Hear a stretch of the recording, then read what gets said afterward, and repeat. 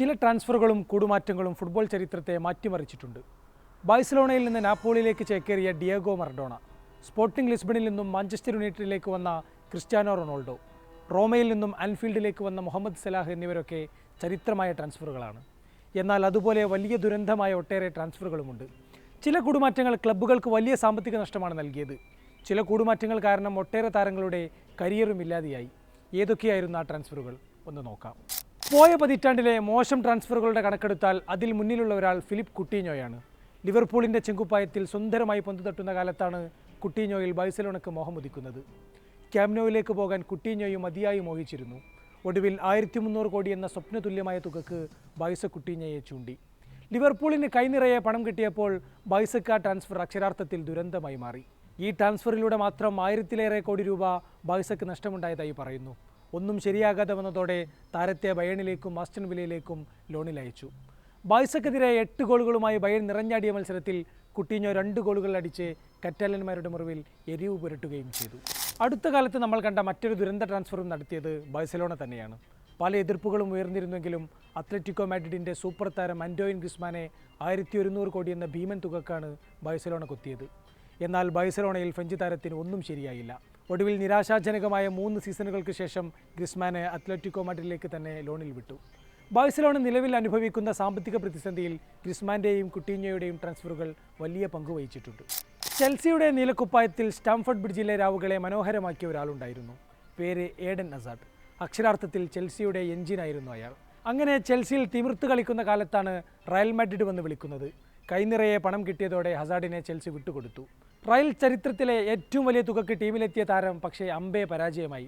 നിരന്തര പരിക്കും ഫോമില്ലായ്മയും കാരണം സ്ഥിരമായി ബെഞ്ചിലിരിക്കേണ്ടി വന്നു. വലിയ പ്രതീക്ഷയോടെ ബെർണബ്യൂവിലെത്തിയ താരത്തിൻ്റെ ഒടുക്കവും അവിടെയായിരുന്നു.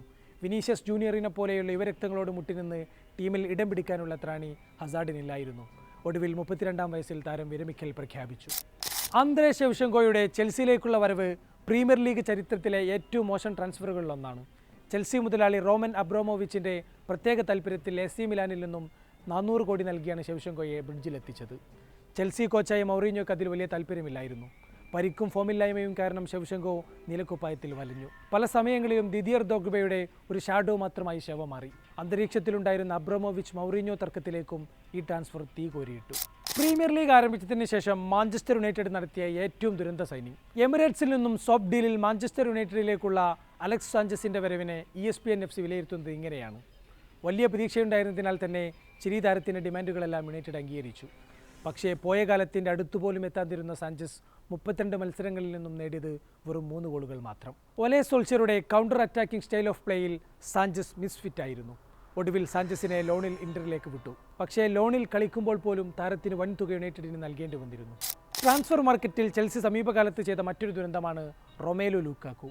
ഇന്റർ മിലാനിൽ നിന്നും 1000-ലേറെ കോടി നൽകിയാണ് താരത്തെ നീലക്കുപ്പായം അണിയിച്ചത്. ആദ്യ മത്സരങ്ങളിൽ നന്നായി തിളങ്ങിയ ലുക്കാക്കു പതിയെ കൂപ്പുകുത്തി. ഫിറ്റ്നസ് പ്രശ്നങ്ങളും ടീം അംഗങ്ങളുമായുള്ള സ്വരച്ചേർച്ചയില്ലായ്മയും കാരണം ലുക്കാക്കു ചെൽസിക്ക് ബാധ്യതയായി മാറി. ഒടുവിൽ താരത്തെ ഇന്ററിലേക്ക് തന്നെ ലോണിൽ വിട്ടു. ഏഞ്ചൽ ഡി മരിയ അർജന്റീന ആരാധകർക്ക് ഒരു മാലാഖ തന്നെയാണ്. ബെൻഫിക്കയിലും റയൽ മാഡ്രിഡിലും PSG-യിലുമെല്ലാം നല്ല കാലങ്ങളുള്ള മരിയയുടെ ഏറ്റവും മോശം സമയം ഓൾഡ് ട്രാഫോർഡിലേതാണ്. റയലിൽ നിന്നും റെക്കോർഡ് തുകയ്ക്ക് യുണൈറ്റഡിലേക്ക് വന്ന മരിയ ആദ്യ മാസത്തിൽ തന്നെ premier league player of the month അവാർഡും നേടി. എന്നാൽ പരിക്ക് മൂലം ഫോം നഷ്ടപ്പെട്ട താരത്തിന് പിന്നീടൊന്നും അവിടെ ശരിയായില്ല. തനിക്ക് താല്പര്യമില്ലാതെയാണ് ക്ലബിനൊപ്പം ചേർന്നത് എന്നുവരെ മരിയ പറഞ്ഞു. വെറും 1 വർഷം കൊണ്ട് യുണൈറ്റഡ് വിട്ട മരിയ പിന്നീട് PSG-യിലാണ് തൻ്റെ കരിയർ തിരിച്ചു പിടിച്ചത്. ഒരു കാലത്ത് ലിവർപൂളിൻ്റെ ഓമനപുത്രനായിരുന്നു ഫെർണാണ്ടോ ടോറസ്. ലിവർപൂൾ കടുത്ത പ്രതിസന്ധിയിലൂടെ കടന്നുപോകുന്ന സമയത്താണ് താരം കൂടുതൽ മെച്ചപ്പെട്ട കരിയറിനായി ചെൽസിയിലേക്ക് പോയത്. 550 കോടി എന്ന അക്കാലത്തെ റെക്കോർഡ് തുകക്കാണ് താരത്തെ ചെൽസി ചൂണ്ടിയത്. ടോറസിലൂടെ കിട്ടിയ പണം കൊണ്ട് ലൂയിസ് സുവാരസിനെയും ആൻഡി കാരോളിനെയും ലിവർപൂൾ വാങ്ങിയപ്പോൾ ചെൽസിക്ക് അത് ദുരന്തമായി. 14 മത്സരങ്ങൾക്ക് ശേഷമാണ് ടോറസ് തൻ്റെ ആദ്യ ഗോൾ നേടിയത്. വലിയ പ്രതീക്ഷയിലെത്തിച്ച ടോറസിൽ നിന്നും 2012 ചാമ്പ്യൻസ് ലീഗിൽ ബാഴ്സയ്ക്കെതിരെ കുറിച്ച വിജയ ഗോൾ അടക്കമുള്ള ചില മൊമെൻറ്റുകൾ മാത്രമാണ് ചെൽസിക്ക് ലഭിച്ചത്. ഒരു താരം ചേക്കേറിയ ക്ലബിൽ തിളങ്ങിയിട്ടും പലരും ഇങ്ങനെയൊരു ട്രാൻസ്ഫർ വേണ്ടായിരുന്നു എന്ന് പറഞ്ഞത് നെയ്മറിൻ്റെ കാര്യത്തിലാണ്. ഇഷ്ടം പോലെ പണം കിട്ടിയിട്ടും നെയ്മറുടെ ശൂന്യത നികത്താൻ ബാഴ്സയ്ക്കായില്ല. ബാഴ്സയിൽ നിന്നപ്പോൾ ലഭിച്ച ഗ്ലോബൽ അറ്റൻഷനും കരിയർ ഗ്രോത്തും PSG-യിൽ നിലനിർത്താൻ നെയ്മർക്കുമായില്ല. നെയ്മർക്ക് വേണ്ടി PSG നൽകിയ 2000 കോടിയിലേറെ വരുന്ന പണം ഇന്നും കാൽപന്ത് ചന്തയിലെ റെക്കോർഡാണ്. നെയ്മറെ വിറ്റ് കിട്ടിയ പണമാകട്ടെ ബാഴ്സ ദൂർത്തടിച്ചു കളഞ്ഞു. PSG-ക്കൊപ്പമുള്ള കയറ്റിറക്കങ്ങൾക്ക് ശേഷം ഒടുവിൽ നെയ്മർ അൽ ഹിലാലിലേക്ക് ചേക്കേറിയ സമയം, ചേക്കേറിയ ക്ലബ്ബ്, കരിയർ തുടങ്ങിയ വിവിധ ഘടകങ്ങൾ പരിശോധിക്കുമ്പോൾ നെയ്മറുടെ ട്രാൻസ്ഫറും ഒരു ദുരന്തം തന്നെയായിരുന്നു. Ousmane Dembele, Antony, Paul Pogba, Mario Balotelli തുടങ്ങിയ പരാമർശിക്കാത്ത ഒട്ടേറെ പേരുകളുമുണ്ട്. അതെല്ലാം മറ്റൊരിക്കൽ പറയാം.